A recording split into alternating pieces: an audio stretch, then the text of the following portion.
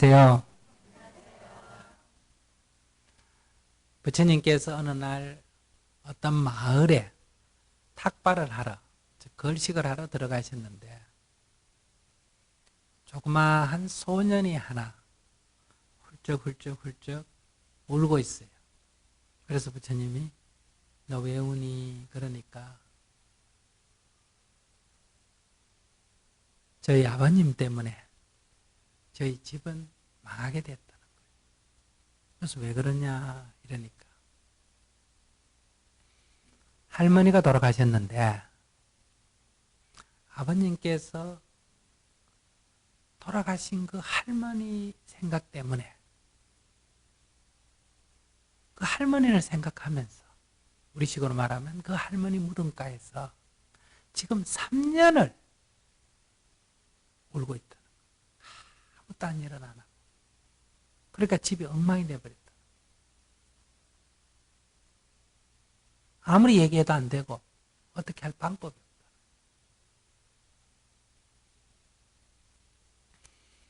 그리고 부처님이 그 소년의 얘기를 가만히 듣더니 소년이 귀에다가 뭐라고 속삭였어. 그래서 소년이 얼굴이 환히 밝아지더니 거기를 끄떡끄떡하고 가버렸어. 그래 조금 있으니 이 동네에 이상한 소문이 퍼졌어. 누구 집 그 아들이 미쳤다는 거예요. 어떻게 미쳤냐? 이 아이가 소가 죽어 있는데 인도에서는 소고기 안 먹지 않습니까? 그죠? 소가 다니다가 죽으면 그냥 길거리에 있어. 그 죽은 소와 꼴을 하나름 베어가서는 그 앞에 앉아서 계속 소한테 소야 꼴을 먹어라, 소야 꼴을 먹어라, 소야 꼴을 먹어라. 그래서 사람들이 죽은 소가 어떻게 꼴을 먹느냐. 하지 마라. 그래도 안 듣고 계속 하고 있다는 거예요. 그러니 사람들이 그 집 아들 미쳤다는 거예요. 근데 이 소문이 이제 퍼졌어. 그 아버지에게까지 들린 거예요. 아버지가 그 얘기를 듣고 아들이 미쳤다니. 그러니까 어머니 생각하다가 아들 생각에 뭐 어머니가 생각은 없어지고 그래 쫓아가 봤어. 정말 그러고 있는 거예요. 그래서 아버지가 아들 보고 죽은 소는 꼴을 먹지 못한다. 그러니 그런 헛된 짓을 하지 마라. 그만둬라. 그래도 아들은 아버지 말을 안 듣고 막무가내로 하고 있는 거예요. 그러니까 아버지가 아들을 보고 큰 소리로 화를 내면서 야 이놈아 죽은 소가 어떻게 꼴을 먹어? 그러니까 아들이 씩 아버지를 돌아보면서 아버지는요? 그 순간에 아버지가 탁 깨쳤어. 뭘 깨친지 알겠어요? 이게 깨달음.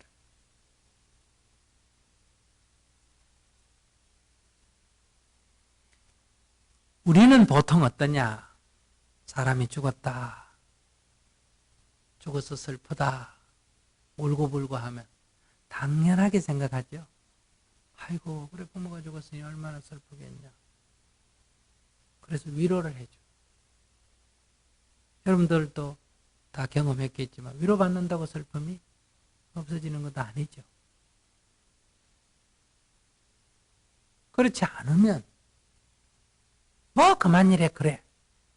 이렇게 내 일이 아니라고 외면을 하게 돼요.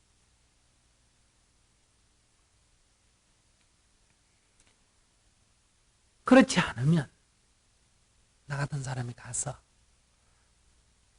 거사님 인생이란 다 태어나면 죽는 거요.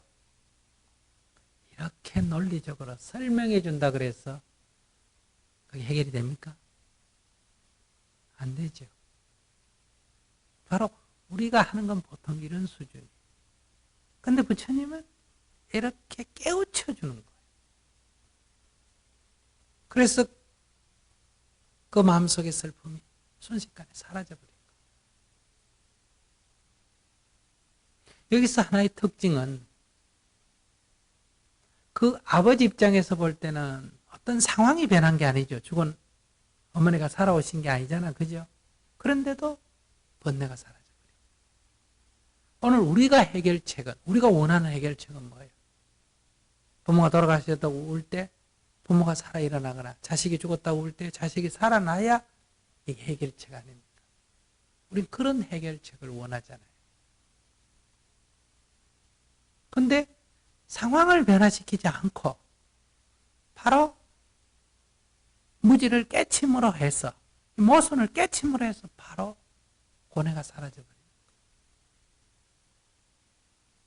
이건 똑같은데 여기서의 하나의 차이점은 이 아이의 과제에 대해서는 아이가 깨쳐서 문제가 해결이 됐어요. 아버지가 깨쳐서 아이 문제가 해결이 됐어요. 아버지가 깨쳐서 아이 문제가 해결이 됐지. 그럴 때 아이 입장에서 볼 때는 스스로 마음을 깨쳐서 해결된 게 아니라 주의 조건이 바뀌어서 해결이 됐죠. 예, 불법 안에는 이것도 포함이 되어 있다. 모든 게 다 마음이다. 그 말은 맞는데 불법은 그것만 가르친 것은 아니다. 그러니까 스스로 뭔가를 깨칠 수 없는 조건에 이 아이에게 아이 보고 깨쳤어. 아버지가 울든지 말든지 해탈할 수 있는 길, 그런 거 안 일러줬어요. 이때는 아버지를 깨닫게 해서 아버지 문제도 해결이 되고 어린아이 문제도 해결이 되고. 그러니 모든 건 다 마음의 문제다. 그건 원리적으로 맞아요. 그러나 부처님이 어린아이 보고도 야, 이만 네가 깨쳐. 이렇게 가르치지 않았다.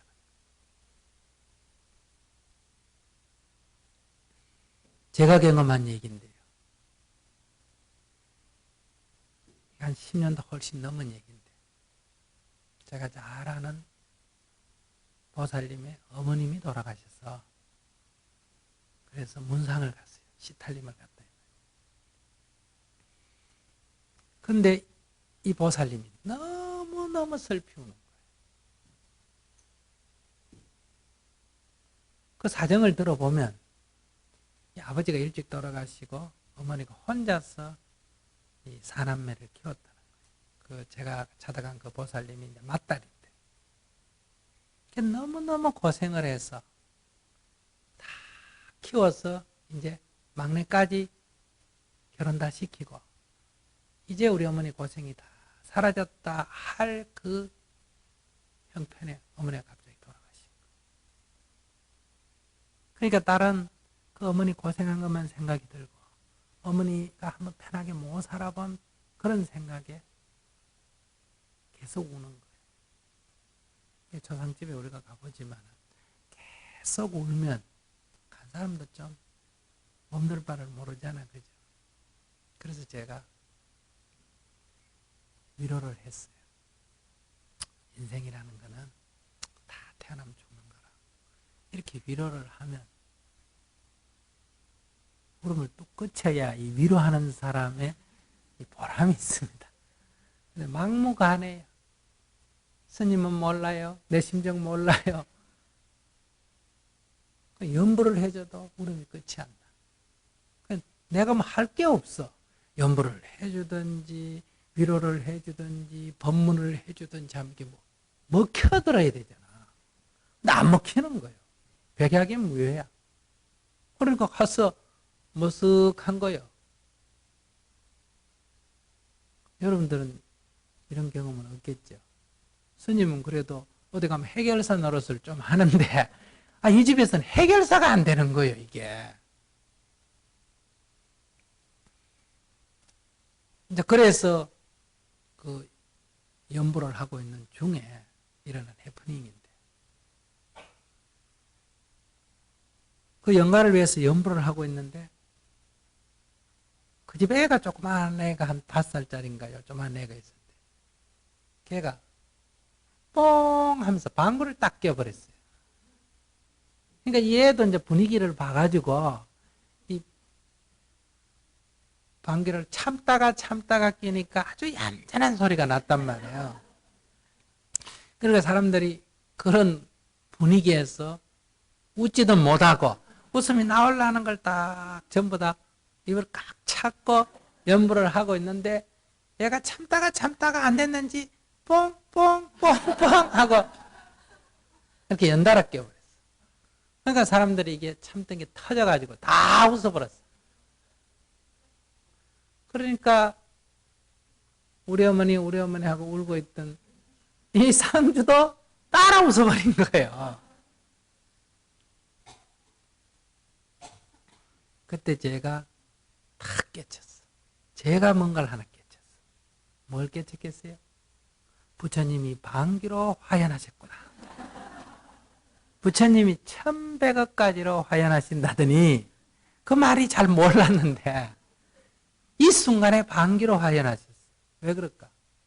내가 온갖 법문과 내 재주를 갖고 다 해도 그 보살님의 슬픔을 멈출 수가 없었는데 이 방귀 소리가 어때요? 그 보살님의 슬픔을 순간적으로 딱 멈춰버렸단 말이에요. 그럼 기적 아니에요? 그 무겁던 마음이 한 번 웃는 순간에 가벼워지고 그 어둡던 마음이 한 번 웃는 순간에 밝아지고 이런 일은 부처님이 아니고 어떻게 이 기적을 만들어냅니까?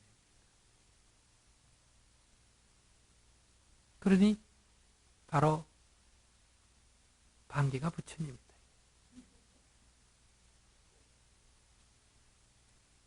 이렇게 해서 순간적으로 다 분위기가 웃는 분위기인데 갑자기 보살님 아이고 우리 엄마 죽었지 하더니 떠올기 시작하는 거예요. 여기서 뭘 알 수 있습니까?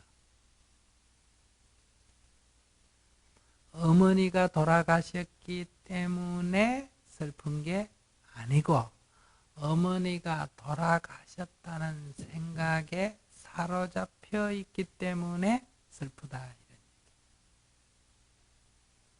그러면 방귀 소리를 듣고 왜 그 슬픔이 흔적도 없이 사라졌느냐? 그 순간은 어머니가 돌아가셨다라고 하는 그 사로잡힘에서 어때요?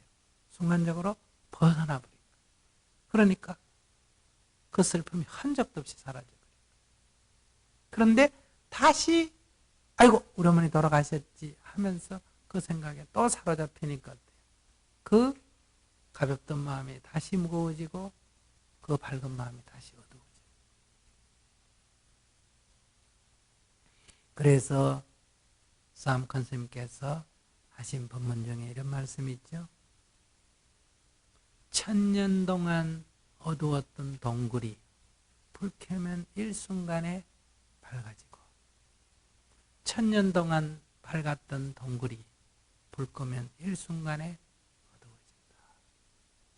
1000년 동안 어두웠기 때문에 불 켜면 천천히 밝아지거나 1000년 동안 밝았기 때문에 불 끄면 천천히 어두워지는 게 아니다. 이 세상의 인연의 원리는 그래요. 그런데 이 깨달음은 인연 과보를 뛰어넘어 있는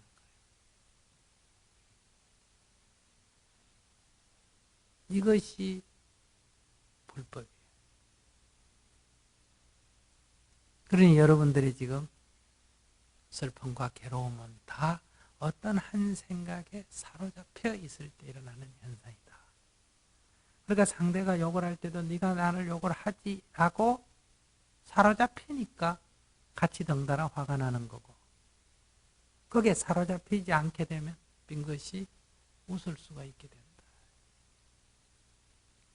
사람이 죽는다고 슬프면 지금도 매번 죽고 있습니까? 안 죽고 있습니까?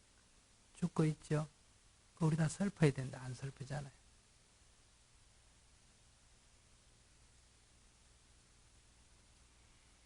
그러니까 어떤 생각에 사로잡혀야 됩니다. 불이 났을 때 먼 데서 불 난 것 보고 자기 집하고 관계가 없으면 불 구경을 하잖아요. 야, 저 불 났다 할 때 마음에 약간 기쁨이 있잖아. 그죠? 그러다가 자세히 보니까 우리 동네인데 그때 우리 집일지 모른다는 생각이 순간적으로 딱 들면 어때요?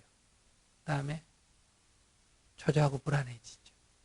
그러다 조금 더 자세히 보니까 우리 동네가 아니고 옆 동네 같아. 그 생각이 딱 일어나면 안심을 하죠. 그러다 다시 우리 동네인데 이러면 또 불안해지죠. 그러니까 이것은 불이 났기 때문에 괴로운 게 아니고 어떤 생각에 사로잡히기 때문에, 즉 자기 생각, 자기 소유물, 자기라고 하는 것에 사로잡힐 때 괴로움이 생긴다.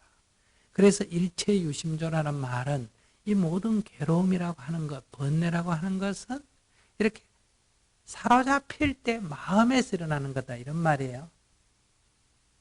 이 컵을 금이라고 생각하면 금이 된다, 이런 의미의 일체유심조가 아니라 모든 고뇌, 번뇌는 다 마음에서 일어나는 거다. 밖에서 오는 게 아니다, 이런 의미예요. 10,000가지 번뇌가 다 마음에서 일어나는 거다. 그러니 이 사로잡힘에서 벗어나면 일체의 번뇌가 다 순식간에 사라져버리게 된다. 그런 데서 우리가 이 죽음의 괴로움에서 벗어난다는 말을 여러분들이 이해하는 건 어떻게 이해합니까? 안 죽는 걸 생각해요. 죽었기 때문에 괴로운 게 아니에요. 죽었다는 생각에 사로잡히기 때문에 괴롭지. 스님이 여러분께 말하기를, 제가 저 히말라야에 가서 한 10년간 정진하고 오겠습니다 하고 갔어. 연락이 없을 거예요 하고 갔단 말이에요. 근데 가다가 교통사고 나서 죽어버렸어. 여러분 몰라? 그러면 여러분들은 법륜 스님이 죽은 거예요, 안 죽은 거예요? 안 죽었어. 3년 됐는데, 5년 됐는데 공부가 좀 됐을까? 늘 살아있어. 법륜 스님이 죽은 거 아니에요. 근데 제가 인도 간다고 갔다가 자꾸 연락이 오니까 그냥 인도에서 한국으로 연락이 왔어. 법륜 스님이 교통사고로 돌아가셨다. 그리고 화장을 해서 요만하게 뼈가루 봉지까지 왔어. 그럼 여러분들 마음속에서 법륜 스님이 죽었어요, 살았어요? 죽었죠? 법륜 스님이 저 히말라야에서 공부를 하고 있어도 여러분들은 다 법륜 스님이 죽어버리고, 그래서 날짜 잡아가 1주기, 2주기, 3주기 아마 제도 지내고 그럴 거예요. 그러니까 살고 죽는 것이 밖에 있는 것 같은데 각자 자기의 입장에서는 살고 죽음이 다 자기 마음에 있습니다. 제가 북한에서 탈북한 어떤 국군 포로를 만났어요. 근데 그분은 6.25 전쟁에 갔다가 포로가 됐어. 그 함경북도에 가서 사시는데. 그 소식을 전하러 고향에 가니까 47번째 제사를 지낸 이튿날이었어요. 제가 가서 말하면 믿겠어요, 안 믿겠어요? 안 믿겠죠? 그럼 지금까지 그분은 돌아가셨어요? 이 가족들에게는 살아있어요? 돌아가셨지. 그럼 살아있다는 소문을 듣고 살은 거죠. 그럼 이거 뭐가 복구된 거예요? 마음에서 죽었다는 정보에서 살았다는 정보가 교체된 거지. 정말 이해하시겠어요? 그러니까 이 도리를 잘 알아셔야 돼요. 죽어서 슬픈 게 아니라 죽었다는 생각에 사로잡혀 있는 상태에서 슬픔이 일어나는 거예요. 바로 부처님이 그렇기 때문에 깨우침을 통해서 이 미묘한 이치, 이건 이 지구상에 아마 붓다 이전에 이런 도리를 아는 사람이 있는지 나 잘 모르겠어. 그래서 깨우쳐서 해탈을 시켜. 저 사람은 도저히 불가능하다 하는데 이렇게 깨달았어. 해탈하지 않습니까? 이것은 마치 악몽을 꾸는 사람이 강도에게 쫓기는데 아무리 도망을 가도 그 강도부터 못 벗어나다가 눈을 딱 뜨니까 벗어나는 것과 같은 이치. 이것을 우리가 깨달음이라고 한다. 여러분들도 이런 이치를 깨쳐보시기 바랍니다. 어떤 마음의 번뇌가 있을 때도 이게 내가 어떤 것에 사로잡혀서 일어난다. 안으로 돌이켜서 보면 내 마음에서 일어난다. 이 원칙을 딱 견지하셔야 경험을 할 수가 있지. 이렇게 듣고 끄떡끄떡 해도 상황이 딱 벌어지면 네가 이렇게 되는 게 우리란 말이에요. 이게 경계에 팔린다. 경계를 탓한다. 이게 현실이에요. 그러나 이 현실로 벗어나기 위해서는 이 기준을 딱 잡고 자꾸 연습을 해야 됩니다. 우리도 그렇게 한번 연습을 해 나가 봅시다.